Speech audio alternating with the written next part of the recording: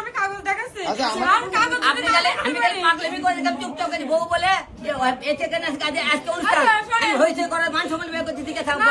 আমি তো কাগজ নিয়ে আসি আপনি কি করবেন আমি কাগজ নিয়ে আসলে আপনি কি করবেন বলেন কাগজ নিয়ে আসার পরে মানুষজন বলে তুই দেখাতে পারি আপনি মেনে নেবেন তো মেনে নেবেন তো আমার আর কোনো দুঃখ নেই শুনেন ও এত চিল্লাইলে হবে কেন? আলম ভাই যদি কাগজ দেখাইতে পারেন আপনি কি মেনে নিবেন? কাগজ দেখাতে পারে মেনে নেবো, ঠিক আছে। আর কাগজ না দেখাতে পারে ওই যেমন সম্মানহানি করছে তার জন্য কি হবে তাই বলেন। আচ্ছা তার জন্য শুনেন আমি বলি তার জন্য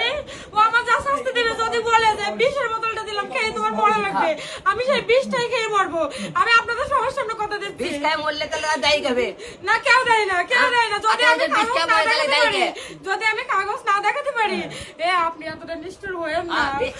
না আপনারা বলেন আপনারা পাগলামি করেছেন এতদিন আমার ভালোবাসা পাওয়ার জন্য এখন আমি পাগলামি করছি তাই আপনি শোনেন তাই আপনার খুব ভালো লাগছে তাই খুব ভালো লাগছে আমি আপনার কেউ লাগাইনি আমি আপনার বউ আমি কেন আপনার পিছিয়ে লাগবো আপনার বিপদ আমাদের আমি আপনার পাশে আছি।